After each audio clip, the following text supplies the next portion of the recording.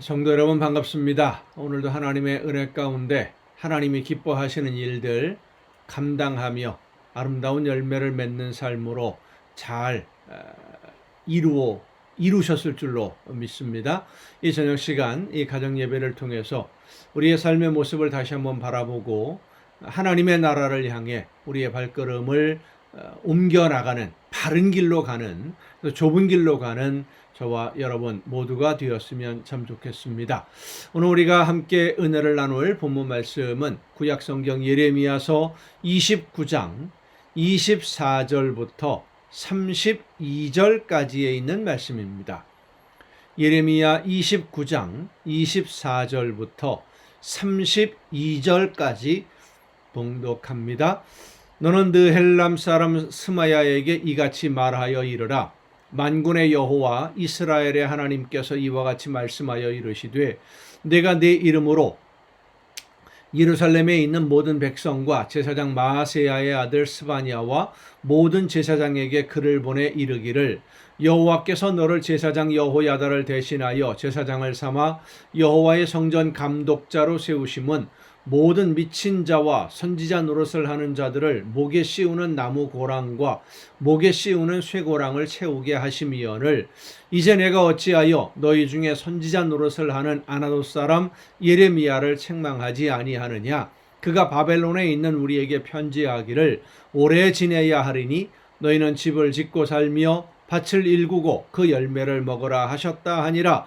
제사장 스바냐가 스마야의 글을 선지자 예레미야에게 읽어서 들려줄 때에 여호와의 말씀이 예레미야에게 임하여 이르시되 너는 모든 포로에게 전언하여 이르기를 여호와께서 느헬람 사람 스마야를 두고 이같이 말씀하셨느니라.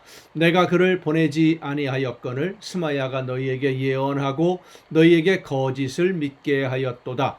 그러므로 여호와께서 이와 같이 말씀하시니라. 보라, 내가 느헬람 사람 스마야와 그의 자손을 벌하리니 그가 나 여호와께 패역한 말을 하였기 때문에 이 백성 중에 살아남을 그의 자손이 하나도 없을 것이라. 내가 내 백성에게 행하려 하는 복된 일을 그가 보지 못하리라 하셨느니라. 이것은 여호와의 말씀이니라. 아멘. 예레미야 선지자가 바벨론의 포로로 끌려가 있는 사람들에게 편지를 보냈지요. 그곳에서 집을 짓고 농사를 짓고 열심히 열매를 거두어서 그 곡식을 거두어서 그 곡식을 먹으면서 살아야 된다. 집을 짓고 살아야 된다. 금방 돌아오게 해주실 것이다 라고 이야기하는 사람들의 말을 믿지 말아라. 그것은 거짓 선지자들의 속임수이다. 다시 말해서 이스라엘 백성들에게 개인적인 인기를 얻으려고 하는 속임수일 뿐이지 하나님은 결코 그렇게 하시지 않는다 라고 하는 편지를 보냈어요. 그 편지를 받아본 이 스마야라고 하는 선지자라고 자칭 선지자지요. 이 사람이 예루살렘에 있는 제사장에게 그 편지를 보낸 겁니다. 편지를 보내서 가짜들을 전부 다 책망하고 가짜들은 잡아서 감옥에 넣고 그래야지 왜 가짜들이 마음대로 활동하게 내버려 두느냐라고 하면서 그 거짓 선지자로, 그러니까 스마야가 이 사람은 거짓 선지자다라고 지목한 사람이 예레미야입니다. 그러니까 예레미야는 하나님의 말씀을 듣고 하나님의 말씀을 선포하는 진짜 선지자인데 자기가 하나님의 말씀도 듣지 못하고 거짓말로 백성들을 미혹하게 하면서 백성들을 속이고 있으면서 하나님의 말씀을 선포하는 예레미야를 가짜라고 조롱하고 판단하고 비웃는 그런 모습을 보여준 것이지요. 그래서 하나님이 예레미야를 통해서 다시 한번 말씀하십니다. 그 스마야 그의 모든 후손들 멸절될 것이다. 하나님이 이스라엘 백성들에게 주시는 복을 그와 그 자손들은 보지 못하게 될 것이다 라고 말씀하는 장면이 오늘 본문의 말씀입니다. 여러분은 여러분을 정말로 사랑하는 사람이 어떤 말을 해주는 사람이라고 생각하십니까? 듣기 좋은 말, 포장을 잘해서 마음에는 없지만 어쨌든 듣기 좋은 그런 이야기를, 긍정적이고 미래 희망적인 이야기를 해주는 사람이 여러분을 사랑하는 사람일까요? 아니면 듣기 싫어도 잘못을 지적하고 올바른 길로 갈 수 있도록 이끌어주고 책망하는 사람이 정말로 여러분을 사랑하는 사람일까요?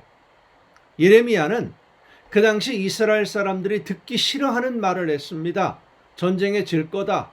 포로로 끌려간다.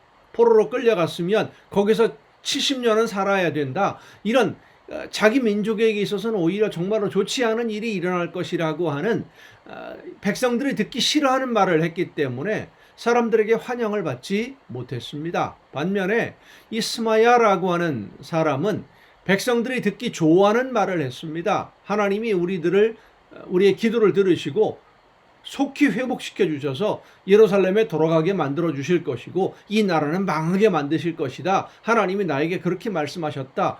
참 듣기는 좋은 거죠. 그렇게 됐으면 정말로 좋겠으니까 그렇게 듣기 좋은 이야기를 해서 백성들에게 인기를 얻었던 사람이 스마야입니다.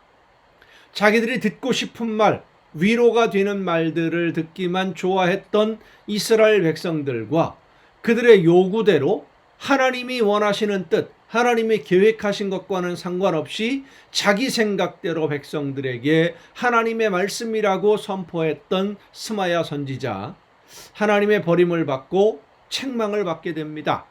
예레미야 선지자가 백성들을 향해서 바벨론에게 항복하라고 권하는 것이 백성을 미워해서가 아닙니다. 그것이 바로 하나님이 원하시는 뜻이었기 때문입니다.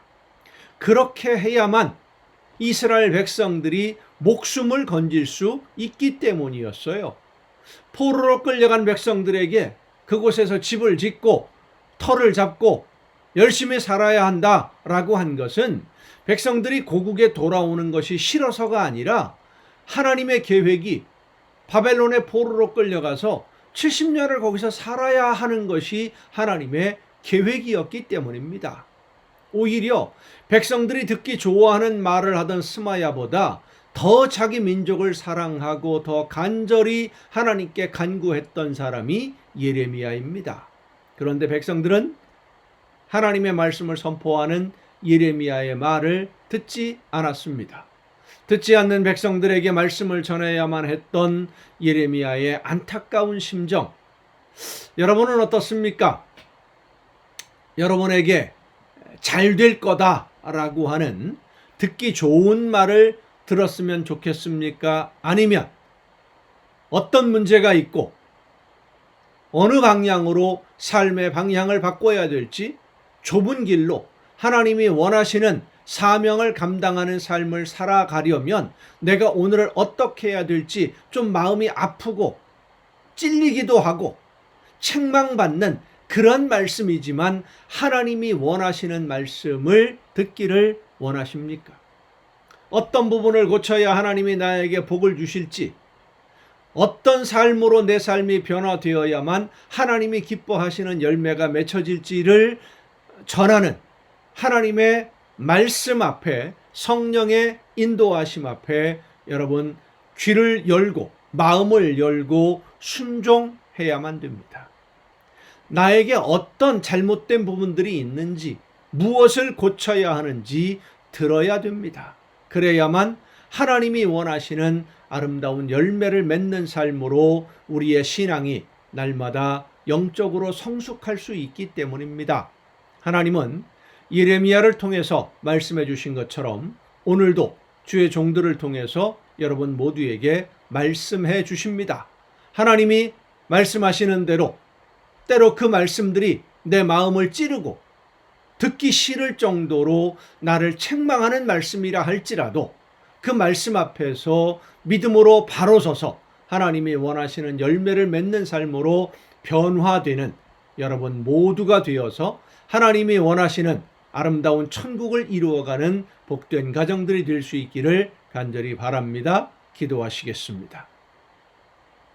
오늘도 크신 사랑으로 연약한 저희들의 삶을 인도해 주시는 아버지 하나님, 하나님이 원하시는 뜻을 깨닫고 말씀해 주실 때에 성령의 역사하심으로 깨우쳐 주실 때에 믿음으로 순종하는 우리 모두가 되게 하여 주시옵소서. 듣기 좋은 말만 골라서 들으려고 하다가 결국 하나님에게서 더 멀어지는 어리석은 선택을 하지 않게 하옵시고, 듣기 싫은 말이라 할지라도, 책망받는 말씀이라 할지라도 하나님의 말씀을 바르게 듣고 그 말씀대로 순종함으로 우리의 삶의 잘못된 부분들을 고치고 하나님이 원하시는 열매를 맺어가는 우리 모두가 되게 하여 주시옵소서. 이 모든 말씀을 예수님의 이름으로 기도하옵나이다. 아멘. 오늘 우리가 함께 통독할 하나님의 말씀, 신약성경 누가복음입니다. 누가복음 16장부터 함께 통독을 하시겠습니다. 누가복음 16장 1절부터 함께 통독하십니다.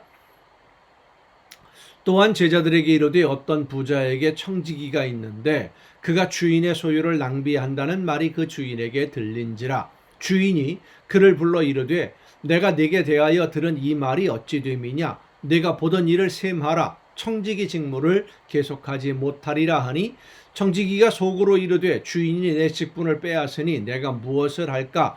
땅을 파자니 힘이 없고 빌어먹자니 부끄럽구나. 내가 할 일을 알았도다.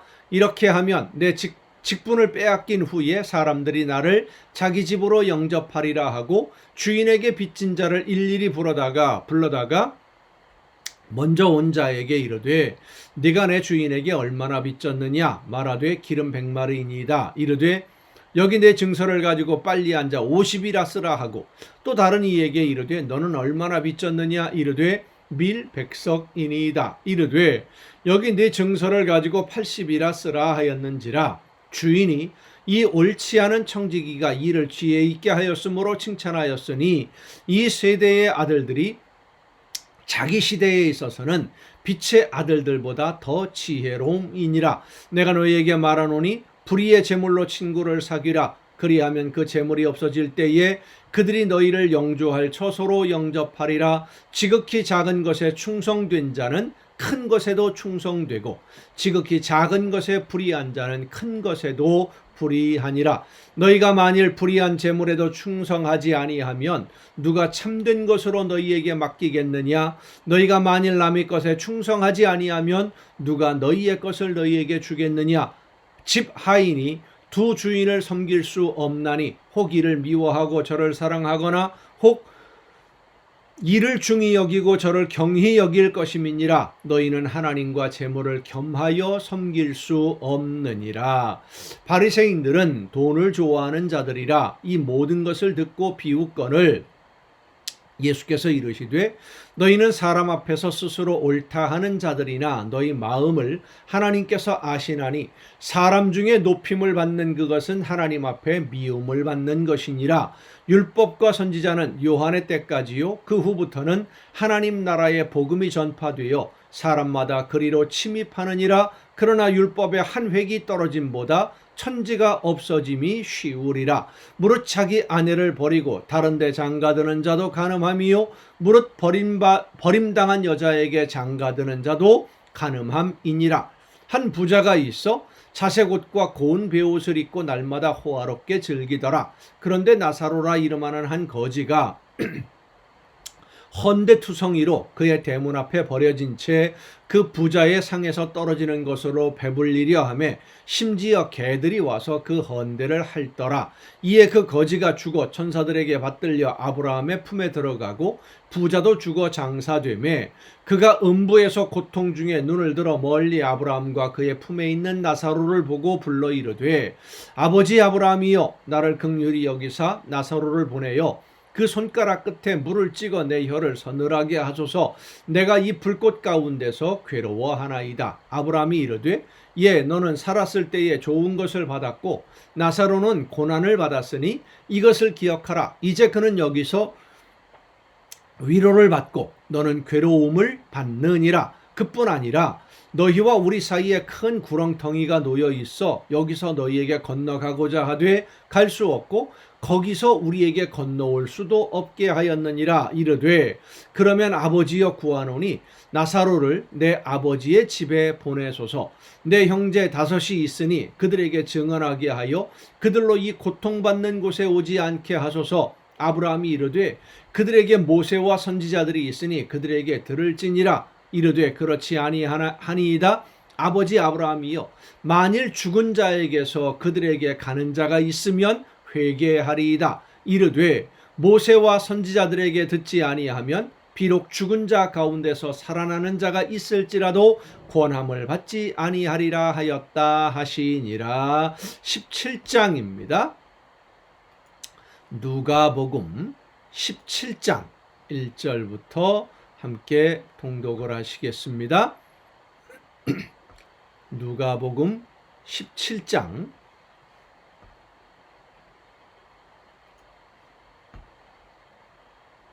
예수께서 제자들에게 이르시되 실족하게 하는 것이 없을 수는 없으나 그렇게 하게 하는 자에게는 화로다.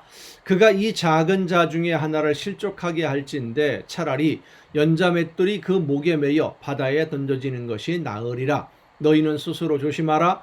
만일 네 형제가 죄를 범하거든 경고하고 회개하거든 용서하라. 만일 하루에 7번이라도 네게 죄를 짓고 7번 네게 돌아와 내가 회개하노라 하거든 너는 용서하라 하시더라. 사도들이 주께 여짜오되 우리에게 믿음을 더하소서 하니, 자, 왜 믿음을 더하소서라고 제자들이 예수님에게 말씀드린 이유가 뭘까요? 하루에 7번 죄를 범한 사람이 7번 와서 회개한다 그러면 용서해라. 우리는 도저히 그렇게 못할 것 같습니다 라는 얘기죠. 예수님이 말씀하시지만 나는 그렇게 도저히 못할 것 같습니다.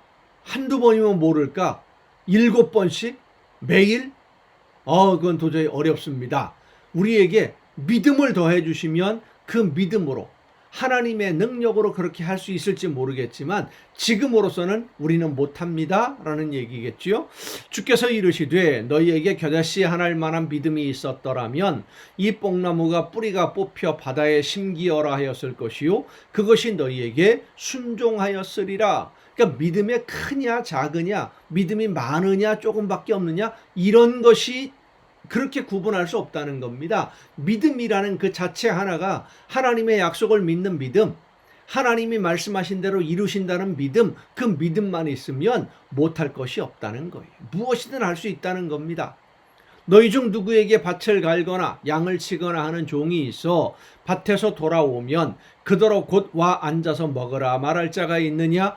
도리어 그더러 내 먹을 것을 준비하고 띠를 띠고 내가 먹고 마시는 동안에 수종 들고 너는 그 후에 먹고 마시라 하지 않겠느냐? 명한 대로 하였다고 종에게 감사하겠느냐? 이와 같이 너희도 명령받은 것을 다 행한 후에 이르기를 우리는 무익한 종이라 우리가 하여야 할 일을 한 것뿐이라 할지니라. 그러니까 이 세상에서 우리가 하나님의 말씀을 듣고 예수님이 원하시는 데 뜻대로 예수님의 뒤를 따라가며 순종하는 그러한 삶을 사는 것이 내 힘과 내 능력, 내 의지, 내가 해서 되는 것이 아니라고 하는 것입니다.